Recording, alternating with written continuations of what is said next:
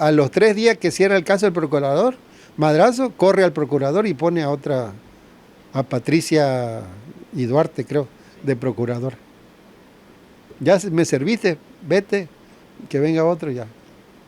Y no pasó nada. Todo quedó en la impunidad total. Pero fue una época muy turbulenta, pues. Madrazo, cuando empieza una venganza también en contra de los perredistas, y hay muchos perredistas muertos. Aparecen perredistas muertos en San Carlos, aparecen perredistas muertos en Cárdenas. Cuando ya Madrazo se vio libre de que ya la libré, ya no tengo nada en contra. Y empezaron también a salir panfletos convocando a matar a los líderes perredistas. Hay que matarlo, y salían fotos de Andrés Manuel, de Darwin González Ballina, de Alberto Pérez Mendoza. Una campaña brutal, ¿no? Yo siempre he estado, trabajo sin mucha, no me gusta no me gustan los reflectores. Decía don Julio Scherer que los periodistas no debemos hacer noticias. Las noticias, los periodistas buscamos noticias, nos decía, pues. Los periodistas buscamos noticias, muchachos, nos decía. No debemos ser noticias. Así que manténganse con bajo perfil, ustedes cumplan su trabajo. Y así me mantuve. Sí, había presiones, habían llamadas, habían ofertas de dinero. Incluso cuando irrumpe Cabal, te digo, que me manda don Julio Scherer a este reportero para investigar a Cabal Peniche, qué estaba pasando, pues fuimos a entrevistar a Cabal Peniche y nos recibió. Oigan, licenciado Cabal, hay esto, y si diga usted su verdad, ¿no? Bueno, tal día vengan. Pero ese día el reportero que envió Cabal, que envió don Julio Scherer a Tabasco, se puso malo y ya no podía ir. Le digo, oye, ¿qué hacemos? No, pues ve tú, dice. Y ya fui yo a entrevistar solito a Cabal. Y le pregunté, pues. Y ya al término de la entrevista, se para Cabal y me dice, oiga, ¿y cuánto va a costar esto? No, pues nada, si no venimos a cobrar entrevistas. No, pero yo sé que no va a costar nada, pero mira, a ti te puedo ayudar, ¿cuánto necesitas? ¿Cuánto quieres? Y saca la chequera, ¿no? ¿Cuánto quieres? No, le digo, no, yo no vengo a esto. No, mira, no seas tonto. No. Gracias, le digo, pero no. No sé cuánto me iba a dar, ¿no? Pero me dice, lo que necesita. Era el hombre que tiraba el dinero. Sí, el rey Midas, lo que tocaba lo hacía oro, ¿no? Pues yo hubiera dicho, no, pues dame tanto, pues, ¿no? Ahí queda, ¿no? Había cosas así, pues, pero yo siempre me manejé, no. Y en bajo perfil habían amenazas. Mi familia obviamente preocupada, pues. Le digo, bueno, es que aquí en proceso siempre estamos en el filo de la navaja, ¿no? Pero desafortunada muerte no pasó nada. Hasta ahora, pues, ¿no? Cuando sale Madrazo, obviamente que quiere poner a un pelele en el gobierno, porque quiere seguir controlando el gobierno. Ya lo había controlado 3 años con su primo Manuel Gurría. 6 años de él, eran 9. Entonces quería seguir controlando. ¿Y a quién pongo? Pues al que puedo manejar, ¿no? Y se decide por Manuel Andrade Díaz. Que Manuel Andrade había sido del equipo de Núñez. Núñez fue el que le abrió las puertas en la política y le dio oportunidad. Y era de su equipo. Incluso Andrade hacía campaña a favor de Núñez aquí en Tabasco, porque era inminente que Núñez podría ser candidato. Pero de última hora se lo traiciona Andrade y se va a los brazos de Madrazo, ¿no? Madrazo le ofrece la gubernatura y lo impulsa, y otra vez el fraude. Pero ese fraude, ahora en contra del candidato del PRD, Raúl Ojeda, lo documentan, van ante el Tribunal Electoral Federal, y el Tribunal Electoral Federal anula la primera elección de Manuel Andrade Díaz, que fue en el año 2000. Y la primera e histórica anulación que hacía un órgano electoral en contra de un candidato a la gubernatura. Fue un hecho histórico, que se anulara por primera vez en México una elección. Bueno, pierden la elección, opera Madrazo otra vez y pone de gobernador interino a Enrique Priego Oropesa, que es ahorita presidente del Tribunal Superior de Justicia. Y entre ellos operan también que vuelva a ganar Andrade. Incluso yo documenté en proceso cómo se sacaba dinero de las dependencias de gobierno para alimentar la campaña de Andrade. O sea, fue otro fraude. Nada más que para que el Instituto Electoral Federal volviera a decir, oye, volvieron a hacer fraude, pues ya era difícil, ¿no? Se cuidaron más. Se cuidaron más y aunque era más descarado. Era más descarado el fraude, pero se cuidaron de tal forma que no trascendiera tanto. TVT, que es el televisor del gobierno, el 90-80% de la información era a favor del candidato del PRI, Manuel Andrade, cuando era una televisora oficial. Y cero para el candidato del PRD, Raúl Ojeda. Entonces también operan el fraude y hacen gobernador a Manuel Andrade. Y bueno, y Manuel Andrade es la misma tónica la misma escuela de Roberto Madrazo. Robo, saqueo, corrupción, negocios. Y bueno, pasó sin intrascendente, ¿no? Un gobierno de 5 años además, ¿no? Y fue un gobierno de 5 años. Luego, incluso en una ocasión el Congreso le reprobó la cuenta pública, que nunca había pasado. Cuando un Congreso, porque era un Congreso opositor, cuando Andrade también hace elecciones intermedias, la mayoría del Congreso la gana el PRD y tenía el control del Congreso. Entonces le reprueban una cuenta pública, que por desfalco de 3,000 millones de pesos de la época. Pero no, ¿qué pasó? Empezó a operar el gobernador y compró a los diputados y luego le dieron vuelta al asunto y ya no pasó nada. Quedó impune. Luego pues ya Manuel Andrade, pues impone de candidato al químico Andrés Granier Melo, ¿no? Pero con Andrade termina de alguna forma el cacicajo de Madrazo, porque ya el químico Granier ya no era tan afín al proyecto de Roberto Madrazo, aunque tenían cierta amistad. Pero bueno, todos sabemos también cómo acabó el gobierno del químico Andrés Granier, ¿no?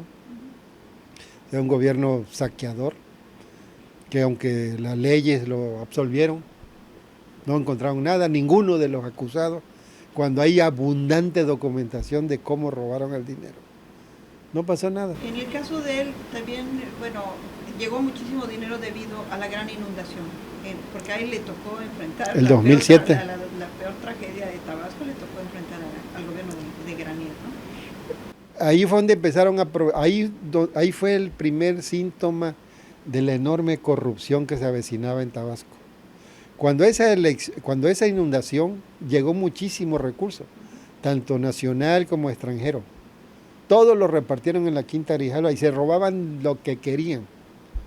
Pero en esos días de tragedia, de que 1 millón de tabasqueños perdieron todo, porque se inundó el 80% del territorio tabasqueño, miles perdieron todo, casa, ropa, enseres. Se descubre de que una avioneta parte de Tabasco hacia Yucatán. Y en esa avioneta encuentran 8 millones de pesos en efectivo, en Yucatán. Los militares revisan esa camioneta y encuentran 8 millones. Y resulta que esos 8 millones de pesos eran de un socio el que era secretario de Finanzas de Tabasco. José Manuel Saín Pineda era el secretario de Finanzas, y el socio era un socio de Roberto Madrazo, de Pineda, el que iba a recibir el dinero. Entonces se descubre de dónde salió ese dinero. Y es que ya se empezaba a ver cómo empezaban a sacar la lana de Tabasco. Que después se fue descubriendo todo, ¿no? Ya se ha publicado mucho de cómo millones de pesos por todos lados. Incluso a la esposa de Saín Pineda en Estados Unidos la detuvieron porque le encuentran 50 millones de pesos en propiedades, ¿no? Y en cuentas bancarias de dólares, 50 millones de dólares. ¿De a dónde, no? Y no pasó nada.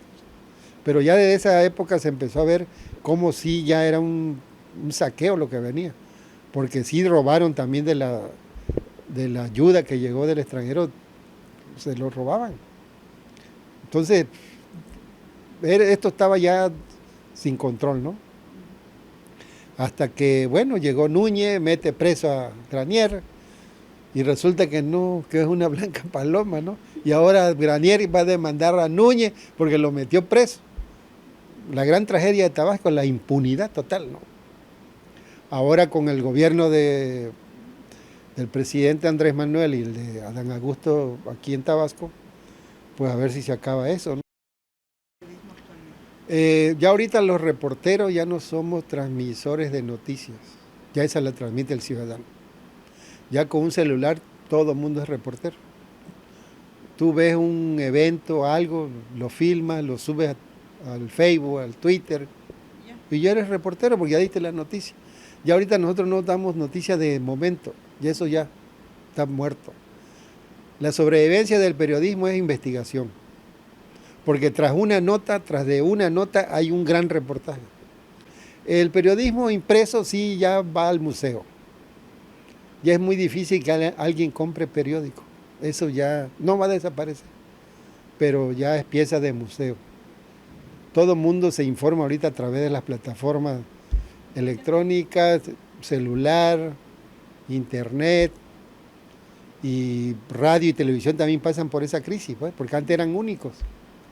Ahorita la televisión también está en una crisis profunda porque ellas eran los únicos que filmaban y manejaban tu imagen. Ahorita no. Ahorita son millones de mexicanos que pueden manejar tu imagen. ¿Cuál fue la fórmula del presidente Andrés Manuel para posicionarse? Apostar por las redes sociales cuando empezaban las redes sociales. ¿Por qué? Como una forma de sobrevivencia, porque los medios lo tenían también bloqueado a nivel nacional, de años.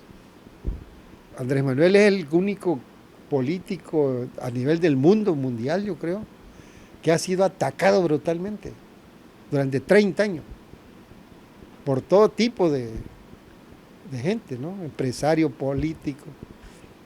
Y ha sobrevivido por las redes sociales.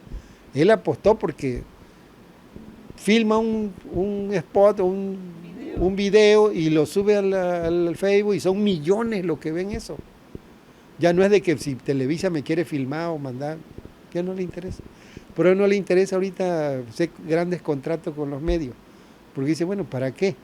Si con un celular, con este celular de 3,000 pesos puedo llegar a millones. La virtud del licenciado Andrés Manuel es que la gente le cree y es honesto. La gente no pone en duda su honestidad, que es lo que él dice, y estoy completamente de acuerdo, que la peor lacra de este país es la corrupción, que es lo que nos tiene hundidos. Porque ahí estamos viendo, él denuncia todos los días casi, cómo se hacían los negocios, te espantas.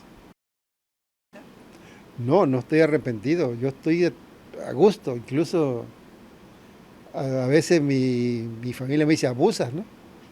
Porque me ven a las 2, 3 de la mañana escribiendo, ¿no? Le digo, no, es que, no sé, le digo, es una adicción. Y es más, le digo, cuando yo me muera, ahí me ponen una máquina de escribir en la caja, ¿no? Porque es una adicción. Me gusta mucho la investigación, me gusta escribir, me gusta leer, me gusta escuchar música, me gusta tomar un café, estar con mi familia, leer, escribir y compartir con los amigos, sobre todo proyectos importantísimos como el de ustedes, como el de Landy Palafox, que, vuelvo a insistir, va a ser un hecho histórico en Tabasco por la enorme capacidad que tienen ustedes de hacerlo y porque hace falta. O sea, no es posible que no tengamos la historia de Tabasco en un clip cuando podemos hacerlo, ¿no? O el gobierno debería preocuparse en hacerlo, pero si no lo hace el gobierno, la sociedad civil tiene que hacerlo. Y más ahora que hay un presidente de la República. Ahorita Tabasco está en la lupa, no solo nacional, sino del mundo, porque de aquí es el presidente. Y todo lo que pasa en Tabasco repercute. Bien o mal repercute a nivel nacional y del mundo. Entonces yo creo que las cosas aquí en Tabasco deben hacerse con pulcritud y bien hechas, y sobre todo la línea del presidente, ¿no? Como periodista, ¿hay alguien que te haya impactado conocer, entrevistar? Cuando vi a don Julio Scherer la primera vez, te digo que en una oficina, pero totalmente austera, y ver ese gigante del periodismo frente a mí, y con una austeridad terrible. Y me dice, tómese un café, ¿qué quiere, don Armando? Agua. Una atención extraordinaria. Me impactó mucho. Yo digo, pues así quiero ser, ¿no? ¿No? Si tuvieras la oportunidad de entrevistar a algún personaje de la historia que admires, ¿a quién te gustaría entrevistar? Aquí de Tabasco, por ejemplo, a un Tomás Garrido. A un Tomás Garrido. Porque lo admiro mucho en esa época, como que uno dice que fue un dictador, pero fue el que puso las bases del Tabasco que tenemos. Impulsó mucho la educación, impulsó mucho la agricultura. Y a nivel nacional, tal vez un Benito Juárez, ¿no? Que también transformó el país, ¿no? Como un indígena zapoteca tuvo la capacidad de ser presidente de la República y defender la República ante la invasión francesa, ¿no? Cómo fueron esos tiempos, pues, que de mucha austeridad y mucho peligro. Yo creo que ahorita el presidente Andrés Manuel le dicen, oye, que la austeridad, pero si la austeridad la tuvo Benito Juárez, ¿no? Y fueron peores, creo, porque eso dormían cuando andaba defendiendo la República en el carruaje, dormían en donde pudieran, con su familia. Serían dos personajes que me impactan, o sea, son cosas son leyendas, pues, ¿no? De todo lo que has hecho a lo largo de tu trayectoria como periodista, si te dijeran cuál ha sido el mejor reportaje o del que te sientes más orgulloso de todos estos años que recuerdes por el esfuerzo que te tocó o el empeño que pusiste, ¿cuál sería? Fue cuando empezamos a revelar los negocios de Cabal Peniche. Era el hombre del momento, era el empresario modelo, entre comillas, del salinato. El hombre que empujaba, que tenía empresa, que daba empleo, que todo mundo le rendía obediencia, ¿no? Pleitesía. Pero tras de eso había un gran estafador, ¿no? Un estafador, un maestro de la estafa, que se hizo millonario estafando a medio mundo, que aunque después fue absuelto de todos los cargos. Ahí está, ahorita tranquilo, empresario modelo, después de todo lo que hizo, ¿no? Cuando me preguntan los periodistas o amigos o estudiantes cómo se es un buen periodista, le digo, tener un buen archivo. O sea, le digo, tras una nota, si una nota es importante, puedes guardarla. Guárdala. Tal vez dentro de un mes te va a caer otra nota que se va a relacionar con esa. Y dentro de un año te puede caer otra. Y al rato ya tiene, oye, pero si aquí hay esto, y esto, y esto, y esto. Y si atas, llegas pues ves que lo que hay aquí, ¿no? Lo que pasa es que hay mucho descuido. O sea, uno hace su nota y ahí nos vemos, ¿no? Y leer mucho, pues, y estar al tanto de lo que pasa en las noticias.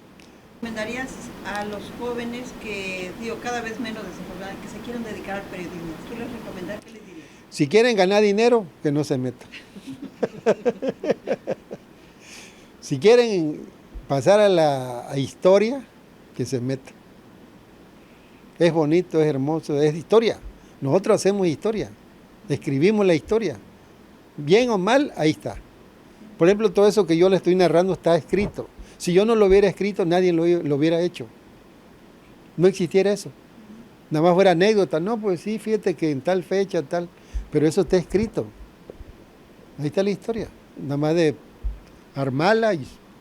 Yo tengo pensado hacer libros, pues. O sea, sentarme, cuando ya tenga yo el tiempecito, sentarme a hacer un libro. O uno, dos o tres, no sé. Donde tenga tiempo. ¿Cómo te gustaría que te recordaran? Aquí yace un juntador de letras que soñó con un mundo mejor, punto. Pues vuelvo a agradecerles porque Le digo, yo no soy muy propenso a estar ante los micrófonos ni los reflectores. Yo me dedico a escribir, que es mi pasión, me gusta. Y yo, como ciudadano, como tabasqueño, quiero agradecerles a ustedes por el esfuerzo que están haciendo. Es extraordinario. Y sé que esto va a pegar, va a levantar, va a ser algo que todo el mundo lo va a pretender hacer después. Pero ustedes ya lo iniciaron y ustedes tienen el talento, que no todos los tienen. Entonces yo les agradezco mucho que me hayan invitado y esto es parte de lo que yo he hecho, pues, que yo lo viví, yo lo escribí y lo seguiré haciendo mientras tenga vida, ¿no? Les vuelvo a decir, es un proyecto extraordinario. Y mis felicitaciones para ti, Norma. Felicitaciones para Landy Palafox, una extraordinaria investigadora e historiadora, igual que tú.